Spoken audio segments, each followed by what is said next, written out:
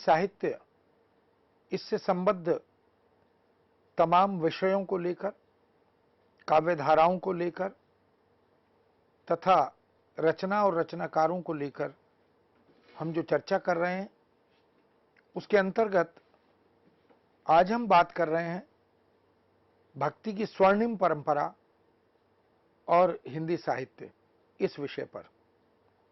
भक्ति, जैसा कि हम सभी जानते हैं, समाज अपनी आस्था के माध्यम से,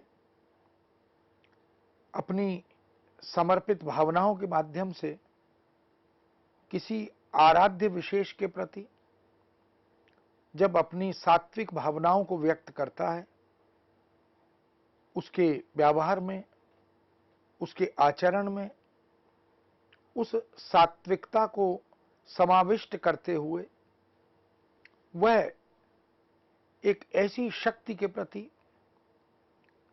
जो पूरी सृष्टि की नियामक है, जो पूरी सृष्टि की पालक भी है, उसके प्रति वह अपने भावों को व्यक्त करता है, तो भक्ति के एक विलक्षण और अद्भुत रूप को हम देख पाते हैं।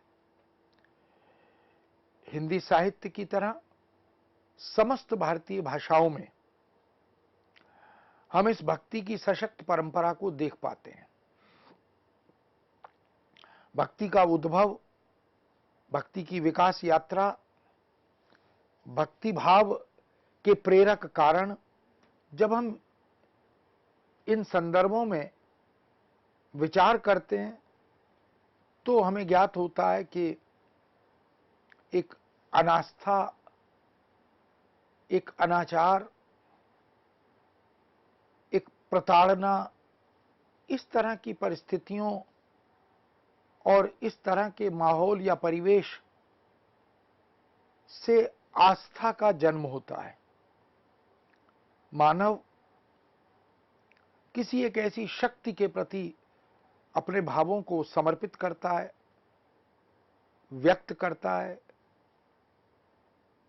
जो उसे इन चुनौती भरे माहौल और परिवेश से निकालने में उसकी मदद करे। उसे हम ईश्वर के रूप में, सर्वशक्तिमान के रूप में, दीन दयालु के रूप में और भक्त वत्सल के रूप में, किसी भी रूप में हम उसे देखें,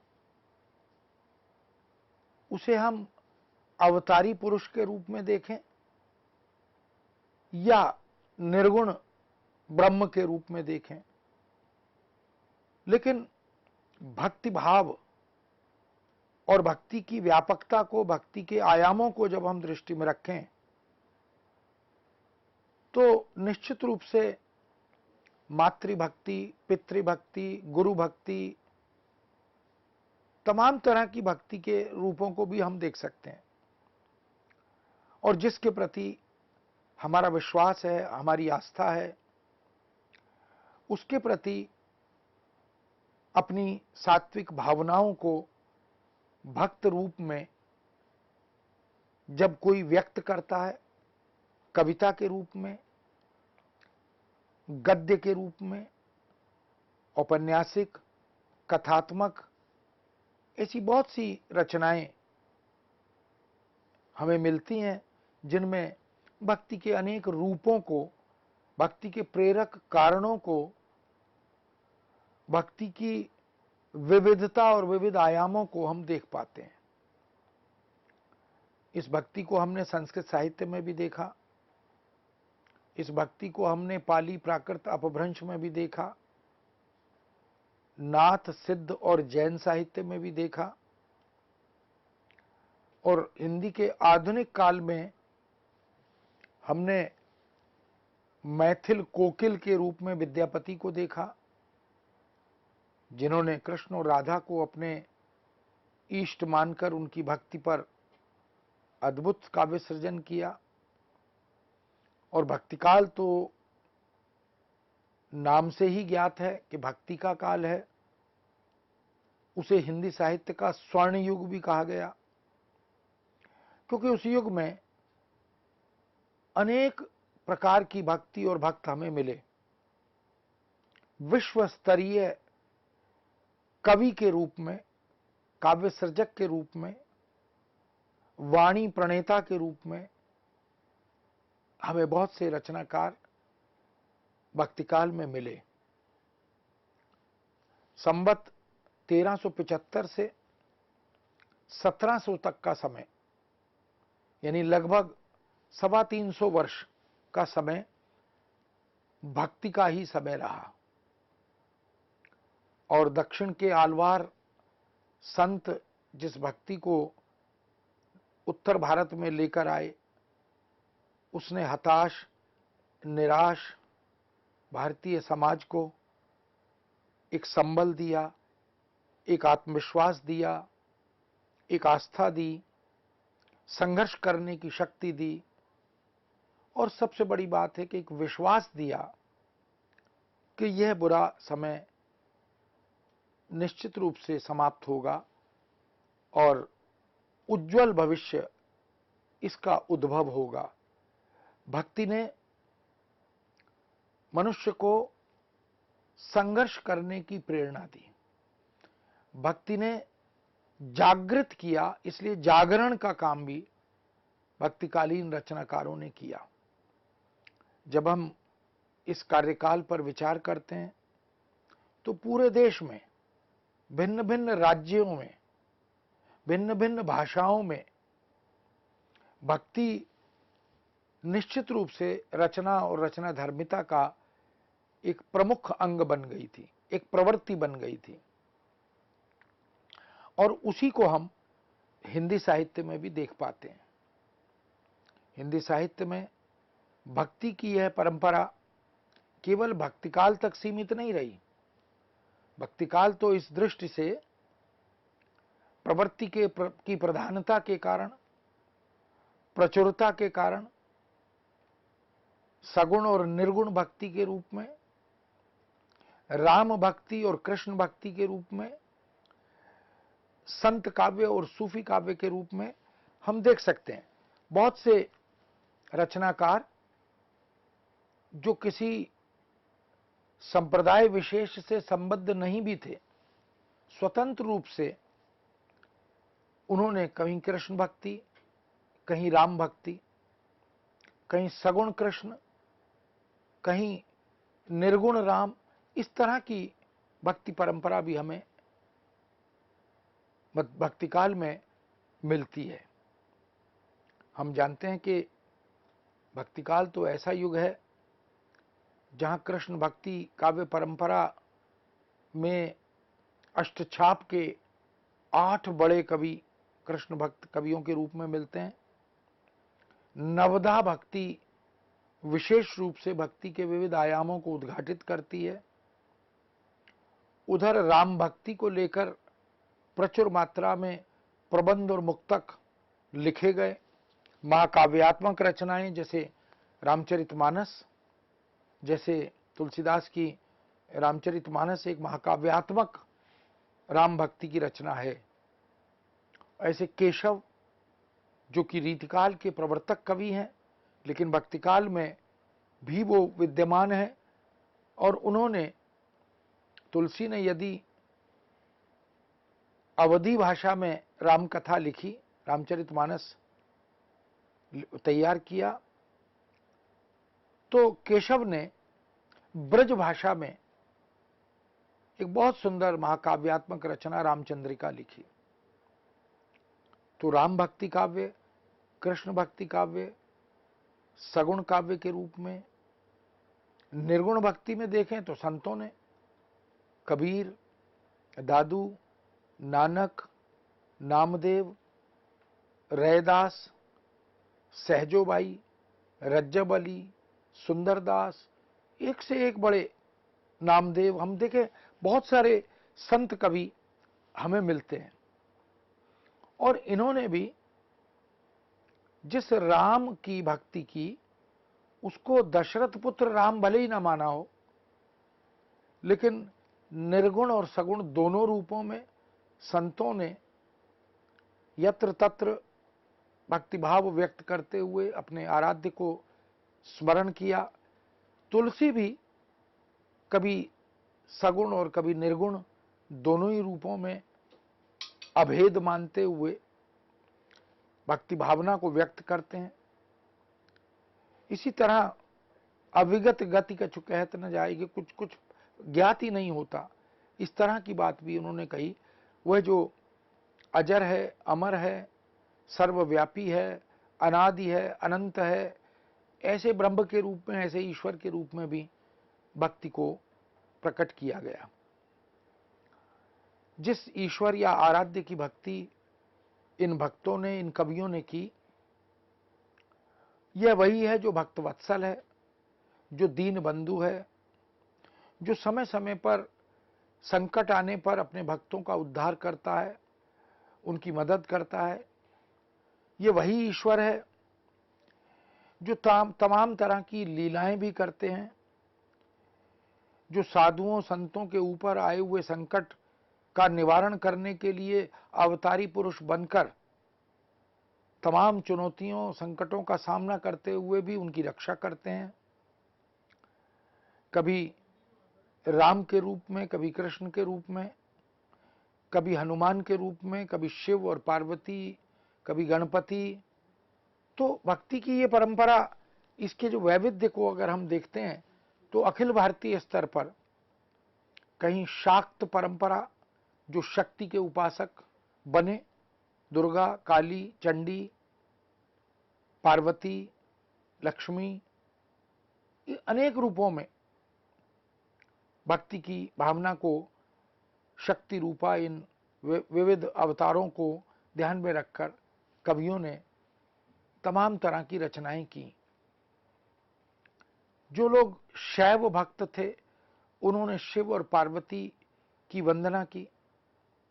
कहीं शिव और पार्वती के विवाह को केंद्र में रखकर, कभी उनके भक्त वात्सल्य, भक्ति वात्सल्य यानी अपने भक्तों के प्रति वात्सल्य प्रकट करने का रूप, उसको लेकर, कभी शक्ति जो कि दैव जाति की रक्षा के लिए बार बार जिसका आह्वान किया गया, उसको प्रकट करने के रूप में। ऐसे तमाम हम देख सकते हैं कि शाक्त भक्ति या शाक्त भक्त, शैव भक्त, शिव का पूरा परिवार केंद्र में रहता है। और इसी प्रकार वैष्णव भक्त, विष्णु की भक्ति करने वाले बहुत से संप्रदाय हमें मिलते हैं, जिनमें कृष्ण अवतार विष्णु के, राम अवतार विष्णु के, उनको केंद्र में रखकर भी बहुत सी मुक्तक और प्रबंध रचनाएं लिखी गईं। कृष्ण भक्ति काव्य के प्रवर्तक यदि सूरदास बने और उसी परंपरा में नंददास, परमानंद दास, कृष्णदास, ऐसे बहुत से रचनाकार हमें मिलते हैं। राम भक्ति में तुलसीदास, केशवदास, सेनापति रीतिकाल में चलकर, और गुरु गोविंद सिंह, ऐसे भी बहुत से रचनाकार हमें मिलते हैं। अगर स्वतंत्र रूप से भक्ति काव्य का सृजन करने वाले कवियों पर दृष्टि डालें तो मीरा एक बहुत, मीराबाई जो कृष्ण के प्रति समर्पित हैं, जो विद्रोही शक्ति के साथ, यह जो राजसी सत्ता है, यह जो पूंजीपति व्यवस्था है, उसके विरुद्ध अपने भक्ति भाव का स्वर बुलंद करने की अगर शक्ति देखनी है तो मीरा की कविता में देखी जा सकती है। रसखान जो कि कृष्ण भक्ति के विलक्षण रचनाकार माने जाते हैं, काग को भाग बड़े सजनी, हरि हाथ ते छीन के ले गयो रोटी। और इसी प्रकार से कुछ दरबारी कवि, कुछ संत कवि, कुछ सूफी कवि, इन सब में हमें मंगलाचरण के रूप में, स्वतंत्र भावना के रूप में, ऐसे बहुत से उदाहरण हमें मिलते हैं। तो वास्तव में भक्ति एक ऐसी विलक्षण प्रवृत्ति है जो अखिल भारतीय स्तर पर हर भाषा में, हर भाषा के रचनाकार में हमें प्राप्त होती है। हिंदी साहित्य में भी भक्ति की इस प्रधानता के कारण भक्तिकाल को स्वर्ण युग कहा जाता है।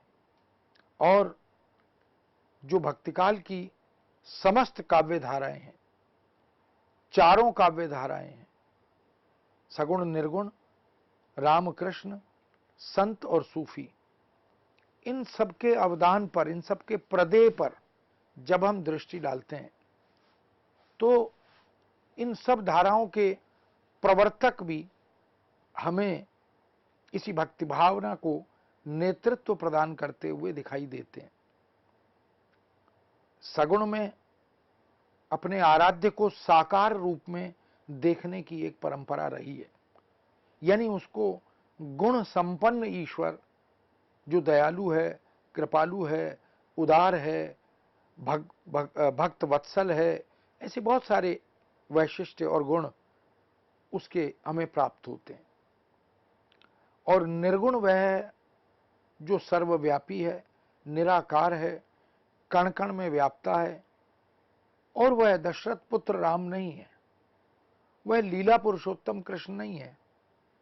इस तरह इन सगुण और निर्गुण, संत, सूफी, रामकृष्ण, चारों काव्य धाराओं में हम जिस संवेदना को देखते हैं, जिस कथ्य को और शिल्प को देखते हैं, वो सामान्य शिल्प, सामान्य कथ्य या सामान्य संवेदना नहीं है। वो अपनी विशिष्टता के साथ, अपने वैशिष्ट्य के साथ हमारे समक्ष उपस्थित होते हैं। ऐसे में स्वाभाविक है कि ऐसा हमारे मनो मस्तिष्क में विचार आता है, प्रश्न उठता है कि भक्ति का यह आंदोलन पूरे देश में, कश्मीर से कन्याकुमारी तक, दक्षिण भारत से उत्तर भारत तक यदि फैलता चला गया, प्रचार इसका लगातार होने लगा, तो इसके कुछ प्रेरक कारण तो अवश्य रहे होंगे। मुगल शासकों की आतताई नीतियां, भारतीय सभ्यता और संस्कृति को नष्ट करने की सुनियोजित योजना और भारतीय सांस्कृतिक विरासत के विरुद्ध षड्यंत्र की तमाम तरह की जो कुरीतियां और कुनीतियां थीं, वो इसके मूल में दिखाई देती हैं। फिर भी जब हम इस पर अनेक साहित्यकारों की स्थापनाओं के परिप्रेक्ष्य में विचार करते हैं तो सभी के कारणों और तर्कों के आधार पर हमें यह ज्ञात होता है कि भक्ति, जिसे बहुत से इतिहासकारों ने, समाजशास्त्रियों ने ईसाई धर्म की देन माना, उसे हमारे इतिहास ग्रंथ लिखने वाले प्रबुद्ध इतिहासकारों ने इनकार कर दिया, मानने से असहमति व्यक्त की और यह स्थापित किया कि भक्ति ईसाई धर्म की देन नहीं है। लेकिन भक्ति ईसाई धर्म की देन है, ऐसा कुछ चिंतकों ने स्थापना करने का प्रयत्न किया।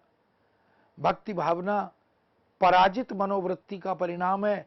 कुछ लोगों ने ऐसा आक्षेप सा भी लगाया कि भारतीय समाज, समुदाय जब पराजित मन से आगे बढ़ रहा था, क्योंकि आक्रांताओं ने हम पर आक्रमण करके काबिज होकर हमारी संस्कृति को, हमारे धर्म को, हमारी भक्ति भावना को जब नष्ट किया, तो पराजित मन के पास कोई और विकल्प नहीं था। उस मनोवृत्ति का परिणाम भक्ति भावना के रूप में आया। फिर कहा गया भक्ति भावना इस्लाम धर्म से प्रभावित है। यह भी बहुत अतार्किक, आधारहीन स्थापना थी। वैदिक काल से चली आ रही परंपरा का स्वाभाविक विकास है, एक मत यह भी था। और इसमें कोई संशय नहीं कि भक्ति की यह सशक्त सुदीर्घ परंपरा भारतीय समाज में, पूरे राष्ट्र में हम संस्कृत साहित्य से देख सकते हैं। वैदिक, औपनिषदिक, पौराणिक साहित्य में हम भक्ति की सशक्त परंपरा को देख सकते हैं। इस संदर्भ में कुछ पाश्चात्य विद्वानों ने भी भ्रामक कथन प्रस्तुत किए। वेबर, कीथ, ग्रियर्सन, विल्सन, इन सब ने अजीबोगरीब तर्क से एक सुनियोजित, प्रायोजित स्थापनाओं को रखते हुए कहा कि कृष्ण जो है वो क्राइस्ट का रूप है, और कृष्ण भक्ति को ईसा मसीह की प्रेमोपासना का रूप बता दिया। वास्तव में ये दुराग्रह या पूर्वाग्रह जो जानबूझकर भारतीय सांस्कृतिक विरासत को हानि पहुंचाने का एक प्रयत्न किया गया, वह भारतीय समाज में प्रबुद्ध वर्ग में स्वीकृत नहीं हुआ। जॉर्ज ग्रियर्सन का कथन इस संदर्भ में और अधिक अचंभित करता है, आश्चर्यचकित करता है। वे भक्ति की इस धारा को अकस्मात उत्पन्न होने वाली बिजली की चमक के समान बताते हैं। यानी उनका कहना है कि अचानक भक्ति भाव भारत में पैदा हुआ, जैसे बादलों में, आसमान में बिजली कौंधती है, ऐसी भक्ति भी एक प्रकार से भक्त समाज में कौंधी, और फिर उसका जो प्रभाव है वो कम हो गया, समाप्त हो गया। लेकिन वस्तुतः यह भी बहुत स्वीकार्य तथ्य या स्थापना नहीं है। बिजली की चमक की तरह जब हम बताते हैं तो वो लिखते हैं जॉर्ज ग्रियर्सन, हम अपने को ऐसे धार्मिक आंदोलन के सामने पाते हैं जो उन सब आंदोलनों से कहीं अधिक व्यापक और विशाल है जिसे भारत ने कभी देखा है। यानी भक्ति आंदोलन की विराटता को, उसकी व्यापकता को, उसकी परिव्याप्ति को स्वीकार किया जाता है। इस युग में धर्म ज्ञान का नहीं अपितु भावावेश का विषय हो गया था। यानी धर्म को तर्क से नहीं, ज्ञान से नहीं समझा जा रहा था, अपितु भावना से, आस्था से, विश्वास से आत्मसात किया जा रहा था। ऐसी स्थापना की गई। बिजली की चमक के समान समस्त पुराने धार्मिक मत, उन मतों के अंधकार से ऊपर एक नई बात प्रकट हुई, दिखाई दी, वह भक्ति है। कोई हिंदू यह नहीं जानता कि यह बात, यह भावना आई कहां से। ऐसी स्थापना भी जॉर्ज ग्रियर्सन ने या उस युग के या उस सोच के बहुत से समालोचकों ने, इतिहासविदों ने लिखने का प्रयत्न किया। ग्रियर्सन भी इस भक्ति धारा को ईसाइयत की देन मानते हैं। स्वाभाविक है, जो विदेशी हैं, जो यूरोप की या ईसाई धर्म की वकालत करते हैं, उसी धर्म के प्रचार प्रसार के षड्यंत्र करते हैं, उनकी ये मान्यता इस रूप में आती है, तो इसमें कोई आश्चर्य नहीं होता। वेबर महोदय ने तो कृष्ण जन्माष्टमी पर्व और महाभारत में वर्णित श्वेत दीप को भी ईसाई धर्म की देन बता दिया। तो इससे ये ज्ञात होता है कि ईसाई धर्म के प्रचार प्रसार का एक प्रयोजन, एक प्रायोजित कार्यक्रम जो इन विदेशी आतताइयों ने भारत में आकर अपने अपने मतों के माध्यम से स्थापित करने का, प्रचारित करने का प्रयत्न किया, वस्तुतः वो हास्यास्पद भी है और अविश्वसनीय भी है। हम जानते हैं कि यह नितांत भ्रांत धारणाएं हैं, प्रायोजित भी हैं। इसके पीछे एक पूरा स्वार्थ केंद्रित षड्यंत्र है। अपने धर्म का प्रचार प्रसार करने के लिए, भारतीय सुदीर्घ धार्मिक सांस्कृतिक परंपरा का अहित करने के लिए इस तरह की धारणाएं और मत व्यक्त भी किए गए हैं। बहुत से अनुसंधानकर्ताओं ने इन पाश्चात्य निष्कर्षों को तर्क के और प्रमाण के आधार पर निरर्थक सिद्ध किया और उन्हें नकार दिया। आचार्य रामचंद्र शुक्ल, उन्होंने भक्ति साहित्य के उद्भव की पृष्ठभूमि में इस्लामी आक्रमण को मुख्य कारण बताया था। वास्तव में आचार्य रामचंद्र शुक्ल ने समाज के मनोविज्ञान को पढ़ा, समझा। शुक्ल जी न केवल इतिहासविद हैं, एक प्रतिष्ठित समालोचक भी हैं, अनुवादक भी हैं, कवि भी हैं, गद्यकार भी हैं और चिंतक विचारक भी हैं, कोशकार भी हैं।